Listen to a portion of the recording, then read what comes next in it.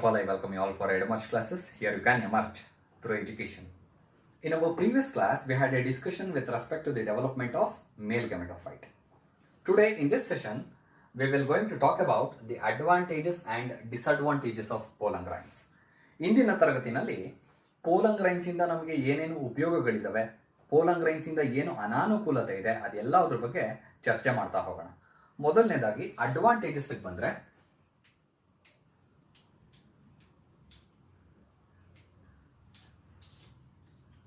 pollen grain is used as food. Example, bee pollen. That is, bee gathered pollen grains are rich in nutrients like vitamins, proteins, amino acids, carbohydrates, fatty acids, minerals. ಹೀಗೆ ಹಲವಾರು ರೀತಿ ಪೋಷಕಾಂಶಗಳನ್ನ ಒಳಗೊಂಡಿದ್ದು ನಮ್ಮ ದೇಹಕ್ಕೆ ಪೋಷಣೆಯನ್ನು ಒದಗಿಸೋದ್ರಿಂದ ನಾವು pollen grains ನ ಫುಡ್ ಆಗಿ ಯೂಸ್ ಮಾಡ್ತೀವಿ. Second one is, it is used in the production of tablets and syrups. Tablets and syrups in Western countries. ಪಾಶ್ಚಿಮಾತ್ಯ ರಾಷ್ಟ್ರಗಳಾದ ಕೆನಡಾ, ಜರ್ಮನಿ, ಇಸ್ರೇಲ್, ನ್ಯೂಜಿಲ್ಯಾಂಡ್ ಇಂತಹ ಕಡೆಗಳಲ್ಲಿ ಟ್ಯಾಬ್ಲೆಟ್ಸ್ ಮತ್ತೆ ಸಿರಪ್ಸ್ ಪ್ರೊಡಕ್ಷನ್ ಅಲ್ಲಿ ಪೋಲನ್ ಗ್ರೈನ್ ನ ಬಳಸಲಾಗ್ತಾ ಇದೆ. Another usage of pollen grain is, it is used to increase the stamina of athletes and race horses. Race ನಲ್ಲಿ ಓಡ್ತಕ್ಕಂತಹ ಕುದುರೆಗಳು ಮತ್ತೆ ಅಥ್ಲೀಟ್ಸಿನ ಪರ್ಫಾರ್ಮೆನ್ಸ್ ನ ಇನ್ಕ್ರೀಸ್ ಮಾಡೋದಕ್ಕೋಸ್ಕರ ಪೋಲನ್ ಪ್ರಾಡಕ್ಟ್ಸ್ ನ ಇನ್ಸ್ಟೆಂಟ್ ಸೋರ್ಸ್ ಆಫ್ ಎನರ್ಜಿ ಆಗಿ ಬಳಸಲಾಗ್ತಾ ಇದೆ. Another advantage of pollen grain is, it is used to treat constipation. Constipation means difficulty in removing faecal matter, ಮಲಬದ್ಧತೆ. ಜನರಲಿ ಪೈನ್ ಪೋಲನ್ ಅಂದ್ರೆ ಪೈನಸ್ ಪ್ಲಾಂಟಿನ ಪೋಲನ್ ಗ್ರೈನ್ಸ್ ನ ಈ ಮಲಬದ್ಧತೆಯ ನಿವಾರಣೆಯಲ್ಲಿ ಉಪಯೋಗಿಸಲಾಗ್ತಾ ಇದೆ. So these are all the advantages of pollen grains. ನೋಡಿ, ನಾವು ಯಾವುದೇ ಒಂದು ವಸ್ತುನ ಕನ್ಸಿಡರ್ ಮಾಡಿದ್ರೂ ಕೂಡ ಆ ವಸ್ತುವಿನಿಂದ 100% ಮೆರಿಟ್ಸ್ ನ ಎಕ್ಸ್ಪೆಕ್ಟ್ ಮಾಡೋದಕ್ಕೆ ಸಾಧ್ಯ ಇಲ್ಲ.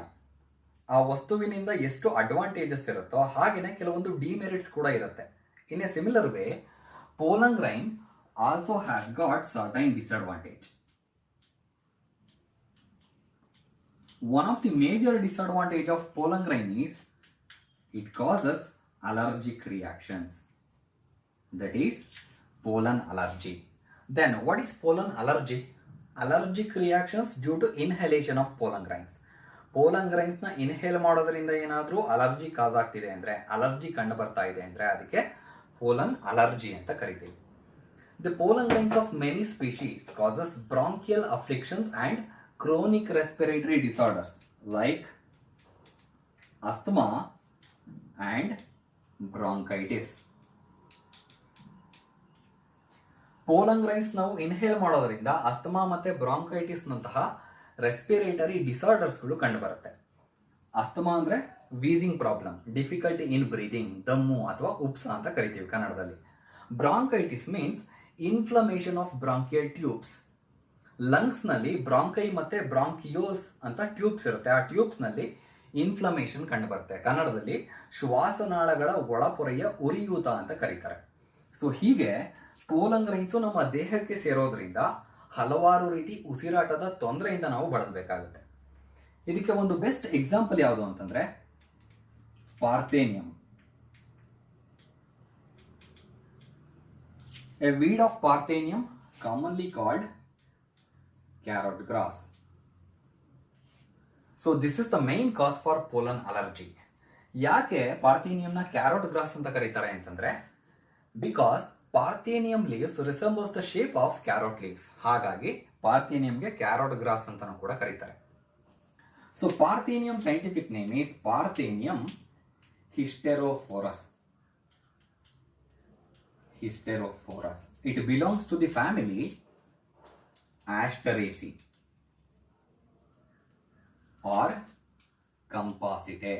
Asteraceae ಕಂಪಾಸಿಟೆ ಅಂತ ಕೂಡ ಕರೀತಾರೆ. ಸೊ ಪಾರ್ಥೇನಿಯಂ ಏನಿದೆ ಇದು ನಮ್ಮ ದೇಶದಲ್ಲ. It seeds came to India as contaminant with imported wheat from USA. ಇದು ಮೂಲತಃ ಅಮೆರಿಕ ದೇಶದ್ದು. ಅರೌಂಡ್ 1950s ನಲ್ಲಿ ನಾವು ಅಮೆರಿಕದಿಂದ ವೀಟನ್ನ ಇಂಪೋರ್ಟ್ ಮಾಡ್ಕೋತಾ ಇದ್ವಿ ನಮ್ಮ ದೇಶಕ್ಕೆ. ಸೊ ಹಾಗೆ ಗೋಧಿಯನ್ನ ಆಮದು ಮಾಡ್ಕೋಬೇಕಾದ್ರೆ ಆ ಗೋಧಿ ಜೊತೆ ಬಂದಿರತಕ್ಕಂತಹ ಒಂದು ಕಲಬೆರಕೆ ಸಸ್ಯ ಯಾವುದು ಅಂತಂದ್ರೆ parthenium. But now it became ubiquitous in nature. Ubiquitous means it is found everywhere. ನಮ್ಮ ಕ್ರಾಪ್ ಪ್ಲಾಂಟ್ಸ್ಗಳು ಬೆಳೆಯುತ್ತೋ ಬಿಡುತ್ತೋ, ಆದ್ರೆ ಈ ಪ್ಲಾಂಟ್ ಮಾತ್ರ ನಾನು ಇದನ್ನ ನೋಡಿ ಅಂತ ಎದ್ದೆದ್ದು ಕುಣಿದಾಡ್ತಾ ಇರುತ್ತೆ. ಹೌದಾ? ಸೊ ಹೀಗೆ ಈ ಪಾರ್ಥೇನಿಯಮ್ಮು ಅಲರ್ಜಿನ ಕಾಸ್ ಮಾಡೋದ್ರಲ್ಲಿ ಎತ್ತಿದ ಕೈ. ಪಾರ್ಥೇನಿಯಂ ರೀತಿನಲ್ಲೇ ಅಮರಾಂಥಸ್ ಅಂದ್ರೆ ದಂಟಿನ ಗಿಡ, ಸೋರ್ಗಮ್, ಜೋಳ, ಗ್ರಾಸ್, ಹುಲ್ಲು ಅಂಡ್ ಕ್ಯಾಸ್ಟರ್, ಹರಳು. ಸೊ ಇವುಗಳು ಕೂಡ ಅಲರ್ಜಿಕ್ ರಿಯಾಕ್ಷನ್ಸ್ ನ ಉಂಟು ಮಾಡುತ್ತೆ. Have you heard of hay fever? Hay fever ಅಂತ ಕೇಳಿರಾ? ಹೇ ಅಂದ್ರೆ ಅರ್ಥ ಒಣ ಹುಲ್ಲು ಅಂತ. The symptoms of hay fever includes running nose, itching, watery eyes, headache, and coughing.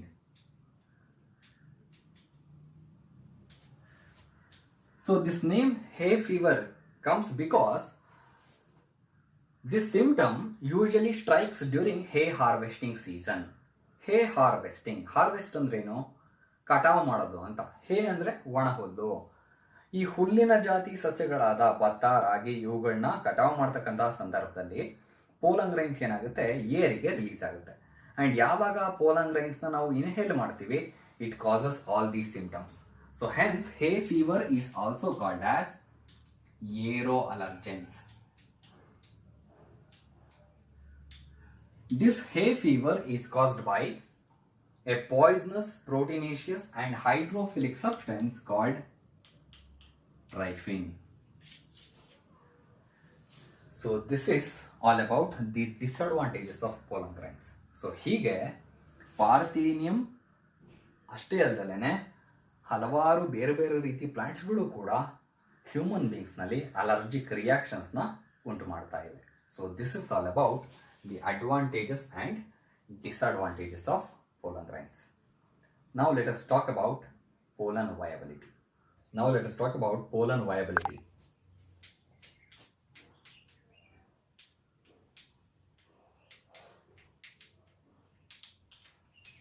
Viability means ability to do the function, ability to germinate. It is the time period in which pollen grains retain their viability.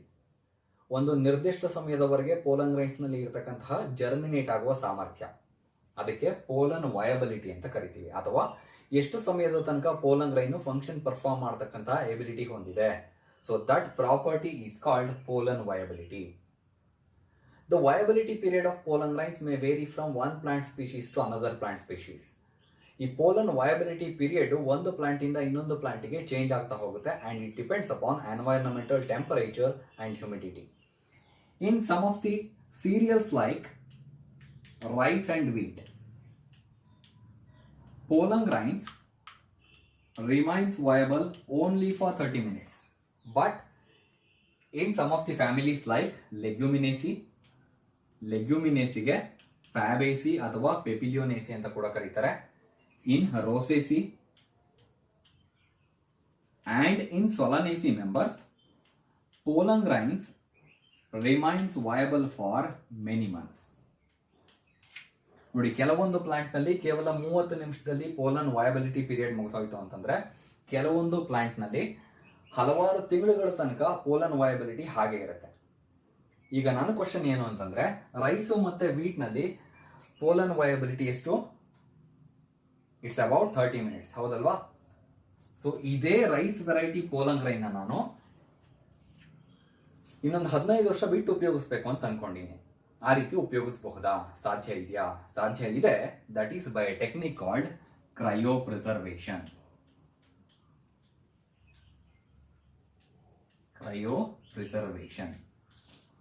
Recently, scientists have developed a technique to store pollen grains for many years by preserving pollen grains in liquid nitrogen at minus 196 degrees Celsius in pollen banks, just like seed banks.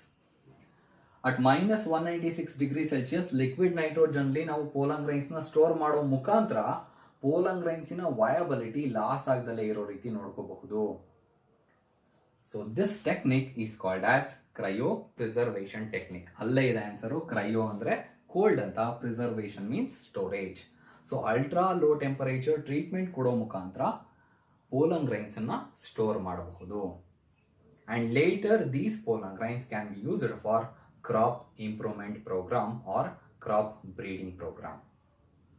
So this is all about pollen viability. ಇದ್ರ ಜೊತೆಗೆ ಕೆಲವೊಂದು key points ಇದೆ, ಅದನ್ನ note down ಮಾಡ್ಕೊಳ್ಳಿ, ನೀಟಿಗೆ ಬೇಕಾಗುತ್ತೆ. So ಮೊದಲನೇದು, largest pollen grain ಯಾವ್ದು ಗೊತ್ತಿದೆಯಾ? Largest pollen grain is seen in Mirabilis jalapa plant. Mirabilis jalapa, and it measures about 250 micrometer. Second one is smallest pollen grain. Smallest pollen grain is Myocystis pollen grain, and it measures about 6 micrometer. 6 micrometer. And last one, longest pollen grain. Longest pollen grain is found in Zostera plant, and its measurement is 2500 micrometer. ಇಲ್ಲಿಗೆ ನಾವು complete ಮೇಲ್ reproductive system ಬಗ್ಗೆ ತಿಳ್ಕೊಂಡಿದ್ದೀವಿ.